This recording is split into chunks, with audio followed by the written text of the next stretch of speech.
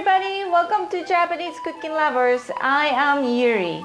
Today I will show you how to cook Daizu and Konbu no amani, the sweet Daizu and Konbu.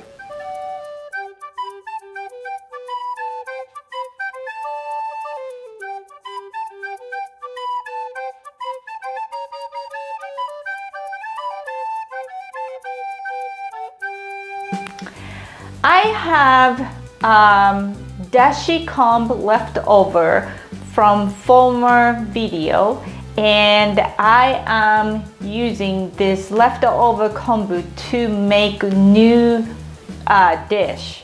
And kombu is very good ingredients, and you can use not only one time. You can eat it, but you can use twice or maybe 3 times. It's very good because kombu itself have very good umami and lots of umami inside, and even you use just even make dashi one time, they still have good umami inside. So it's better to use it until you really eat it.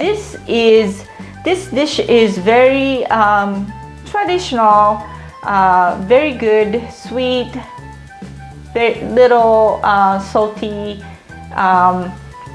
daizu, which is a soybeans dish, and usually side dish. But hey, it's daizu, the soybean, is very good source of nutrition, protein, and tastes good and rich fiber. I remember when I was elementary or the junior high school student, they have a school lunch, and sometimes this dish is served, and this is my one of favorite dish.